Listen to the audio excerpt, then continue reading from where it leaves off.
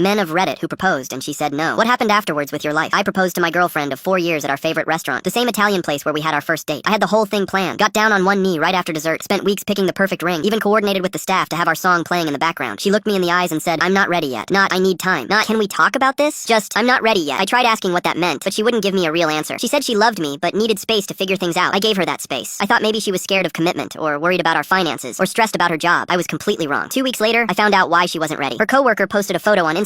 My girlfriend and her manager on a beach in Cabo, both of them in matching swimsuits, his arm wrapped around her waist. The caption said, 6 months with my love, with a heart emoji, and a date that made my stomach drop. 6 months. The entire time I was planning the proposal, picking out the ring, talking to her parents about asking for their blessing, she was with him. I spent $3,200 on that ring. I'd been saving $400 every month for 8 months, cutting back on everything. I texted her a screenshot of the post. She didn't even try to deny it. Just sent back, I was going to tell you eventually, I didn't want to hurt you. When exactly? After I proposed? After I made a complete fool of myself in front of an entire restaurant? I blocked her on everything that night. Phone, Instagram, Facebook, email, all of it. Packed up a few things she had at my place. Her toothbrush, some clothes, the coffee mug she always used, and left them in a box with her sister. I didn't want to see her face again or hear her excuses. The first month was brutal. I couldn't eat, couldn't sleep, kept replaying every moment trying to figure out when it went wrong. My best friend Zach practically moved in to make sure I was okay. He'd show up with takeout every night and force me to eat, drag me to the gym at 6 a.m. even when I didn't want to go. Eventually, I realized sitting around feeling sorry for myself wasn't going to fix anything. I threw myself into work. Started going to the office at 7 a.m., staying until 7 p.m., volunteering for every project nobody else wanted. My boss noticed the effort and I got promoted twice in 1 year. My salary went from $65K to $95K. I also lost 40 pounds, started seeing a therapist named Dr. Warren, who actually helped me process everything instead of just telling me to move on, and slowly started to feel like myself again. Better than myself, actually. 3 years passed. I met Avery at my friend Anthony's wedding. She was the bride's college roommate visiting from Chicago. We ended up sitting at the same table during dinner and talked for hours at the reception. I realized I hadn't felt this comfortable with someone in years. She was genuine, made me laugh without trying too hard, never played mind games or kept me guessing. We exchanged numbers and ended up talking on the phone every single night for 2 weeks straight. We dated long distance for 6 months before she got a job offer in my city and moved. I helped her move into her apartment, met her family, and introduced her to my parents on Thanksgiving. Last month, I proposed to Avery at the same park where we had our first real date, the place overlooking the lake where we watched the sunset. She said yes before I even finished asking the question, started crying and nodding immediately. The next morning, I woke up to a text from my ex, a number I didn't recognize, but I knew it was her. I heard you got engaged. Congratulations. I made a mistake with us. I've been thinking about you a lot. I'm ready now if you want to talk. I stared at that message for a solid minute, then showed it to Avery. She raised an eyebrow and said, what are you going to say? I sent my ex one photo, Avery wearing the ring on her finger, and wrote back, I'm not ready yet, then blocked a number. Avery burst out laughing so hard she almost fell off the couch. My buddy Zach called me 2 days later, barely able to speak through his laughter. Apparently my ex had been asking around about Avery, trying to find out where we lived, what she did for work, how we met. Then she showed up at our engagement party last Saturday trying to get in. Just walked right up to the door like she was invited. Security stopped her at the entrance. I watched from inside as she cried about how she wasn't thinking clearly back then, and that her relationship with her manager fell apart after 8 months. Avery watched the whole thing and just shook her head. Later she told me, some people don't know what they have until it's gone forever. My ex sent one final text from another number. You're making a huge mistake. We were supposed to end up together. I showed it to Avery. She laughed and said, forward it to me. I want to frame it for our wedding. We're getting married in May. Her parents already love me. My family adores her, and I've never been more certain about anything. And my ex, still single, still at that company, and her manager got engaged to someone else 6 months ago.